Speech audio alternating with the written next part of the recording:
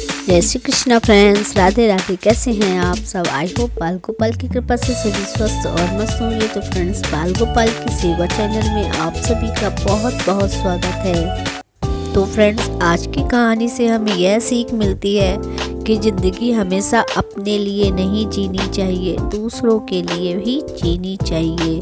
हम कभी कभी दूसरों की खुशी में भी अपनी खुशी ढूंढनी चाहिए।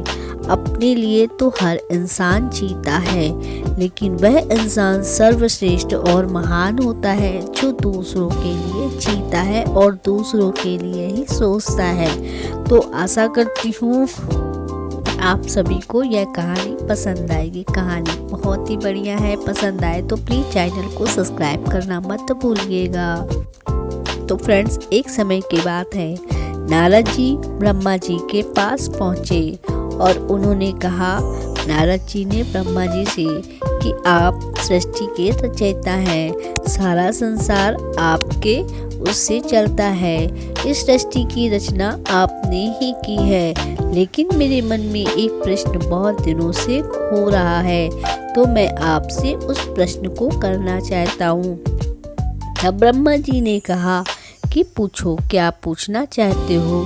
तब नारद जी ने कहा कि देव और दानव दोनों ही आपके पुत्र हैं। तो देव जो हैं वो बुद्धि में, विद्वान में सर्वश्रेष्ठ हैं और दानव जो हैं शक्ति में सर्वश्रेष्ठ हैं। तो ऐसा क्यों है कि दानव जो कि पाताल लोक में रहते हैं और देवता स्वर्ग लोक में रहते हैं? तब ब्रह्मा जी ने कहा कि आपके इस प्रश्न का उत्तर तो मैं भी नहीं दे सकता। तो नारद जी ने कहा कि आपके पास सारे प्रश्नों का उत्तर है, मुझे आपसे इस प्रश्न का उत्तर चाहिए। तब नारद जी से ब्रह्मा जी ने बोला कि मैं आपके प्रश्न का उत्तर अवश्य दूंगा। आप एक काम कीजिए, देवता और दानव को कल के लिए, यहाँ के लिए, निमंत्रण के लिए आप उन्हें बुला दीजिए। आपके सभी प्रश्नों का उत्तर कल मिल जाएगा। नारद जी उनके कहने से देवता और दानव दोनों को निमंत्रण दे करके आ गए।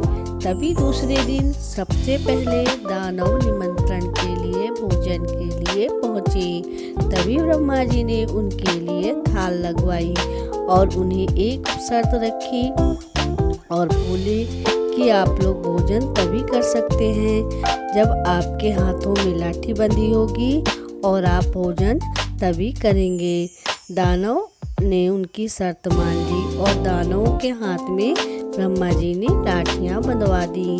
अब तो दानव भोजन करने का बहुत ही प्रयास किए, लेकिन वह भोजन नहीं कर पाए।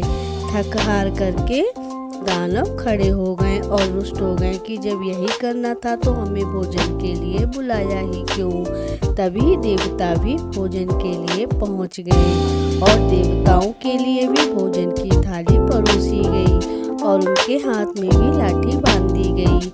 देवता शांति से बैठे रहे और फिर उन्होंने एक दूसरे को भोजन अपने हाथों से कराया। तो इसी तरीके से उन्हें देवताओं ने भोजन किया। तब दानव के मन में यह विचार आया कि हमारे मन में यह क्यों नहीं आया कि हम तो अपने हाथों से भोजन नहीं कर पा रहे, तो हम एक दूसरे को ही भोजन करा के उनको संतुष्ट कर सके। तभी ब्रह्मा जी ने कहा, नारद जी, यही फर्क है देवता और दानव में कि देवता जो कि अपनी बुद्धिमत्ता से काम करते हैं, दूसरों के लिए जीते हैं, अपने स्वार्थ में नहीं रहते, दूसरों की खुशी में अपनी खुशी ढूंढते हैं। और दानव जो कि स्वयं के लिए जीते हैं, अपना भला चाहते हैं और उसी भला में वह किसी का भी भला, अपना भी भला वो नहीं कर पाते। तो यही फर्क है दानव और देवता में। तो फ्रेंड्स, जो इंसान दूसरों के लिए जीता है, दूसरों की खुशी में अपनी खुशी ढूंढता है, तो उसको वह खुशी ऑटोमेटिक ही मिल जाती है जिसका वह हकदार है।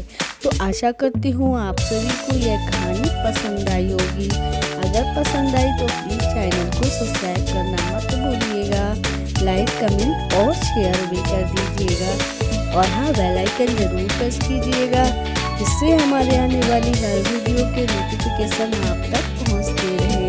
अपना बहुत ख्याल रखिएगा। हम फिर से मिलेंगे एक नई वीडियो और एक नई जानकारी के साथ। तब तक के लिए जय श्री कृष्णा, राधे राधे।